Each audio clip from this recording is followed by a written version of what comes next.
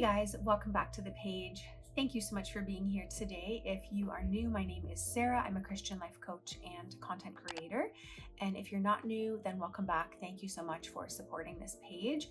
It has been a while, so many reasons why I've been away. I was in Toronto, I was in England. Adam and I are going to be moving. There's so many things going on. But anyways, I'm happy to be here on a nice sunny fall day with the leaves falling. If anyone's favorite season here is fall, comment fall. No, I'm just kidding. But I'm sure many people here, we love fall.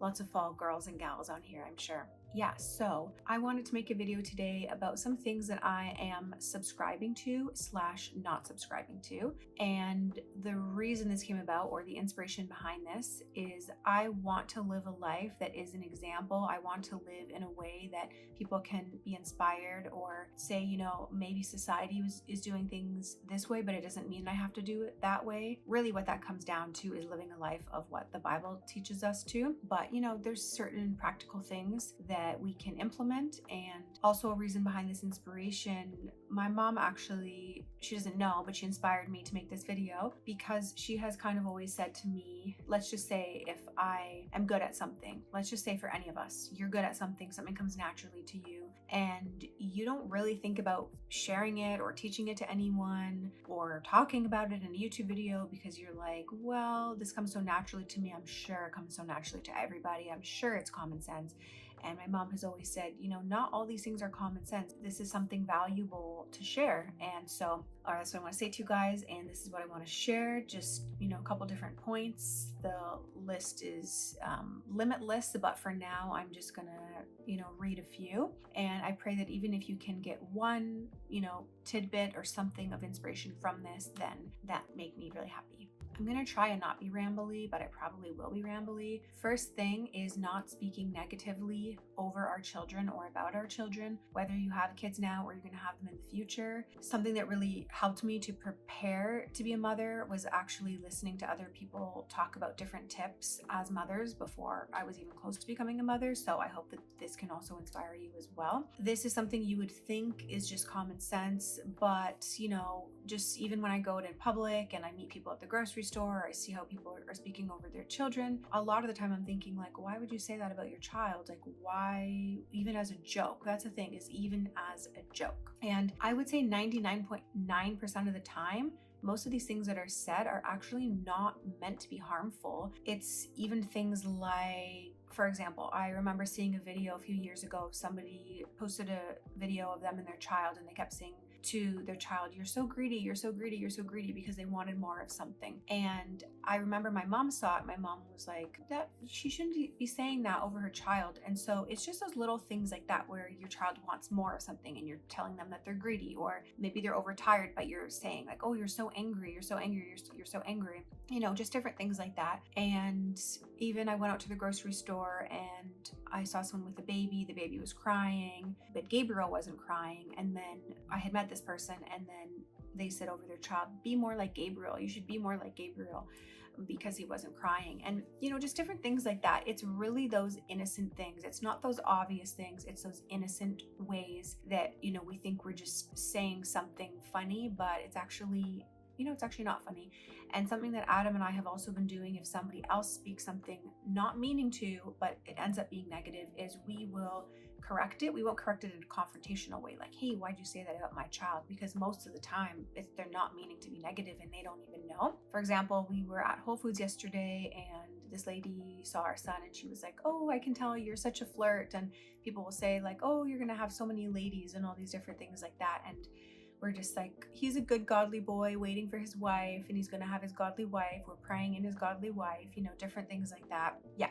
In summary, just being really, really mindful. We know it says in the Bible that the power of life and death is in the tongue, and that our words can actually destroy. So being mindful of, even if it's a joke, don't say it over your child. The next one is about friendships, something that I really want to try to do better, especially in the season where I'm going to be moving, is I want to try to be better at investing in a couple of close friends, as opposed to feeling that I need to be friends with everybody or saying yes to every single invite that I get. I heard a quote by Lisa Vivier that said, if you're a friend to everyone, you're a friend to no one. And that honestly has been the story of my life for a long time. I think, I don't know, there's just this like feeling or thought that's like, oh, the more people that want to hang out with me, the more liked that I am, or, the more popular that I am, the more value that I have, the more friends that I have, the more valuable my life is. But really, how much time do we have to invest in friendships? I have my husband, I have my son, I have my parents, I have extended family. I don't actually have time to have 1,000 friends, and I'm sure not a lot of us do. So again, that quote always sticks in my head. If you're a friend to everyone, you're a friend to no one. And I think that also means praying and asking the Lord, what friendships would you have me invest in at this time? The next one is not going through life with this to-do list, like basically not trying to get through every single thing on our to-do list and just making it such a chore that there's nothing that's enjoyable. There's this girl I recently started watching on YouTube. I don't remember what her name is. I'm gonna have to put it below. I know her first name is Jessica. I've been so inspired by so much of her content lately, and to be honest, most of the things that she's posting, I feel that the Lord has been revealing to me as well in the last year. But one of the things that she said is like, for example, she goes to edit one of her YouTube videos. Why does it have to be like, oh, I have to edit this YouTube video and you're stressfully editing it? Why can't it be like, I'm gonna set a good amount of time aside to edit this video, my favorite tea, I'm gonna light a candle, and I'm actually going to enjoy my time doing this, as opposed to having to power through everything. I know that our to-do lists are very long, but how much of our to-do lists are things that don't necessarily have to get done, or our to-do lists are never going to end. We are always going to have to continue cleaning our home. We're going to have to continue buying groceries. We're going to have to continue making dinner. So why does it have to be something that we constantly try to just get through because we're trying to just check it off and it's going to be done, but it's something that's continuously happening? So I was talking to Adam about that yesterday, and I actually think he's good at that. But because we have so much to do now that we're moving and there's so many changes happening, I was like, you know what? We don't have to crunch this time that we have left in Vancouver and try to get through everything in a stressful way. We can, for example, we went out to the mall yesterday to get a couple things done, but I'm like, why do we have to rush home to get more things done? Why don't we just walk around and let Gabriel have a nap in the stroller and just like aimlessly walk for a little bit? Like, our to-do list is never going to end, so why don't we just enjoy our time? Okay, the next thing, and this is a little controversial, and you don't have to do this, and this is not meant to be in a condemning or a judgmental way, but something that I am not subscribing to is these extreme measures of anti-aging. Now I'm getting to the age where, sure, I know you're not going to be able to see it on the camera, but I do have wrinkles and my skin does not look like how it did when I was 25. And would it be tempting for me to do a little something, Botox in my forehead, my eyes, blah, blah, blah? Of course, you're technically going to look better. This is something that for several reasons I am not subscribing to. And I know that I'm at an age where it could be like, oh, just wait. I already see things that I know could be corrected. I already know that. But I think now I'm at the stage where I'm like, if I have to take extreme measures to do things, then I feel that I'm making my appearance an idol and that it is consuming me, like the sin of vanity, basically, if I have to do things that are such extreme measures for anti-aging. You know what I'm saying? I'm not saying that I'm not going to take care of my skin and I'm not going to take collagen and do different things like that, but I don't want to do things that are actually more harmful to my body. There have been studies about different autoimmune things connected to Botox, and it basically just being very, very poisonous and bad, very, very bad for our bodies. Even things like retinol. So I tried retinol a couple of months ago. Actually, somebody gave me a bottle that was left over, and I actually noticed a difference. And then I talked to my friend who's super into health and things like that, and she was like, that is so bad for you. That is such a hormone disruptor. And basically what I'm trying to say is it's not just about Botox. I'm just naming that one thing, but it's about putting things in my body that are toxic and hormone disrupting just for the sake of vanity and just for the sake of beauty. I want to get to the stage where I start to feel like aging is a privilege and There is a scripture in the Bible about, I think there's a scripture about like earning your gray hair, or about gray hair being a crown or something like that. I'm gonna have to find it. But basically, like, it's something that you earn. It's a privilege to grow older, and I don't want to fight it with drastic measures that are going to be harmful, potentially long term, to my body. And I do feel that most people are doing this, and that's totally fine. I don't judge them, but it doesn't mean that I have to do it. And it doesn't mean that you have to do it or continue doing it if it's something that you are convicted on. The next thing is being in a state of fight or flight. I didn't realize that I have been in a state of fight or flight probably since I was a toddler, because this was just the way that I would operate. I've been taking a course on how to regulate your nervous system and to get out of fight or flight, or fight, flight, freeze, faint, fawn, any of those. And I think this course is like $40. I can put it below. I will be able to find it. I don't know. I haven't completed the course yet, so I can't 100% recommend it, but I'm about halfway through. It's not a Christian course, and I don't know if there's anything else in it that's going to be like counter Christian. I don't know. So that's why I can't say 100% I recommend it yet, because I have to go through the course. But obviously you can pick and choose. You can pick things that are physiological and that are just common sense that that you're learning. But I have realized that I have been living in that state. So many of us live in that state. In today's culture, we live in that state where everything is fast paced. The phones, the social media, work-life balance. It's just not healthy. And you can also be thinking calm thoughts, but your body can still be in fight or flight. And so if there's one tip that I can give, or one thing that I have been learning about getting out of fight or flight, aside from breathing exercises, is recognizing in a moment when I feel stressed, of saying, this is stressful, but it's not dangerous. I'm not in danger right now. How many of us, if you got a call from your boss being like, we need to talk, we're going to have a meeting, your like body might physically feel like you're in danger. All of a sudden it's like, oh my gosh, I'm in danger. But you're actually not in danger. You're actually safe. It's stressful, but you're safe. If you lost your job, you're not in danger in that moment. You are still safe. So that's something I've really been practicing saying over myself, and checking in with myself, every hour or so, and relaxing my body and saying, you know what, I'm actually safe right now. I don't need to be in survival mode right now. So that's just one of many things I've been learning about the nervous system, but I don't want us to be stuck in fight or flight, or living this way and not even recognizing it, thinking that it's normal. This next one is something that kind of goes along with it, but it's doing HIIT workouts or fasted workouts. I used to wake up in the morning, jump out of bed, and put on my running shoes and just go run and sprint on the treadmill. Again, no food in my stomach. My favorite kind of workouts were HIIT workouts, so that I could basically get a workout done faster and get results faster in a shorter period of time.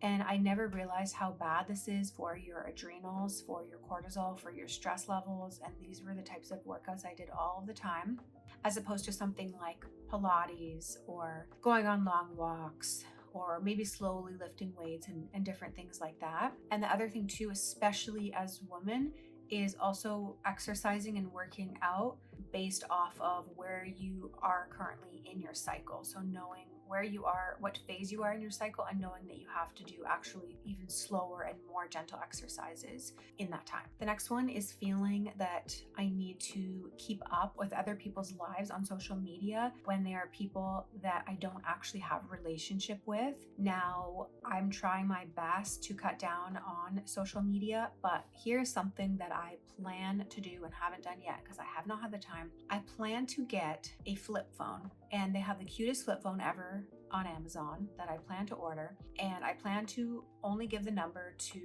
my parents and siblings and Adam's mom and siblings and things like that, only as like an emergency number, so that I don't feel this need. And this is not for everybody, but because my business is on my phone, I feel like I cannot get away from work because I'm constantly getting messages about business on my personal phone. So to be able to separate that and be able to be like, I'm going to go out for the day. I've done my work. I'm going to go out for the day, and I'm leaving my phone at home, but I'm going to have my flip phone on me in case my parents need to contact me for an emergency. And I feel like that, being able to actually leave your phone and turn it off, you don't have an excuse anymore as to why you have to have it on you. Because I feel like one of the things is this excuse of like, well, my parents might call me, or a delivery person might call me, or whatever it is. But if you leave it, if you know they can contact you in a different way, then it kind of crushes that excuse. This next one, if you are super into taking all different types of supplements, which I am every single time, it's like, oh, you need more clarity, take holy basil tincture by St. Francis, like different things like that. Oh, you need support for your adrenals, I'm going to take these 5 different vitamins. This is a mistake that I've been making over the past 2 years, where I will go to the health food store, or I'll see an ad online for some sort of supplement that's supposed to help with something, and realizing that I have so many supplements that I'm not taking, and so many supplements that I actually don't need. So I took a blood test that my functional medicine doctor recommended me to take. It's called Nutristat. I did the Nutristat Basic, though, just because it's more affordable than doing the Nutristat Complete, so that I could see. And then also I got my family doctor to do a whole panel of blood tests as well, so that I could actually see for a fact what vitamins and minerals I am deficient in and what areas I actually need support in. So for example, I've been recovering from adrenal fatigue. My functional medicine doctor has been thinking that I needed help with my mitochondria. And so I've been taking things for my mitochondria. And then when we get this test back, we see that actually my mitochondria does not need support. And actually my gut health and my brain needs support, and different areas as well. But my gut health, I'm taking a probiotic every day. I'm taking digestive enzymes every day. So I'm thinking I don't need support in that area, but I actually had way too much of bacteria in my gut. So I had to do a protocol where I cleansed that out. And so basically our plan was that I do a test like this. For example, this test cost around $600. So let's just say you do a test. This is if you're someone who's also big into taking supplements and vitamins and things like that. But let's just say you take this Nutristat test, and you take this test and you use it as a guide for that entire year, or maybe for the next 2 years, but let's just say for the entire year. So now you are buying supplements that you actually know for a fact you need. And on top of that, also checking those supplements with a functional medicine doctor, or even asking ChatGPT to help you with it. Because let's just say for me, I buy this vitamin that says adrenal recharge, but I also buy cortisol manager, and I also buy adrenal pro.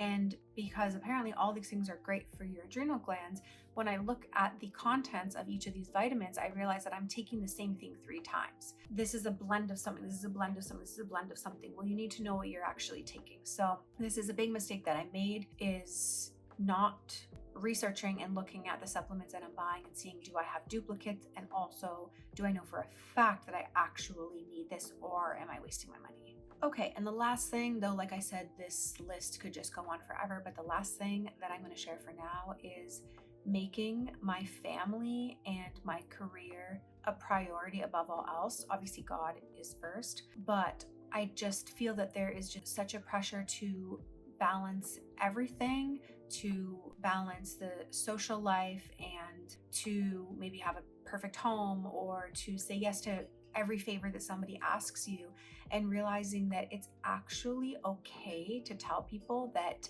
hey, I'm in a season right now where my family and my career, well, they're always going to be first, but I actually only have the capacity to pour into them right now. I just have the capacity to take care of my household and to be there for my husband and my child and run my business. Obviously, that's my situation right now, but it's actually okay for that to be the case if we don't have capacity for anything beyond that, and just not feeling like we need to say yes to everything. Also, putting things down for a certain season. Maybe you are running a ministry or running something and you're absolutely getting burnt to the ground, but on paper it looks like, oh, I should continue doing this because this is a good thing. There's so many good things that can burn us out. And I think that's one of the ways that the enemy actually really gets to us, is that we get presented all of these opportunities, and because they're all good things, like serving in our church, etc., we feel that we have to say yes to them. But if we don't even have time to spend time with the Lord, if we don't even have time to go on a date night with our husband, if we don't even have time to have patience with our child, then we don't have time to be doing anything outside of that. So I've always felt, as someone who is very susceptible to people pleasing, that I have to say yes to everything, but we really don't have to say why. It's okay to disappoint people. There has to be your priority. So I really hope that there's something in here that could inspire you guys. Maybe comment down below if one of them resonated with you, or maybe comment down below something that you've been doing recently, like a lifestyle change that has really helped you. And thank you all so much for watching, liking, subscribing. I've said this before, but I am a Christian life coach. I run an online course called NowBloom Academy. And then we also have a course by Coach Misha, which is called Complete in Christ, which is an inner healing women's only group. So you can join both of those. I'll put all of the links below or up here. And I really appreciate you guys. I pray that this can inspire you in some way, and I will see you on the next one. Bye.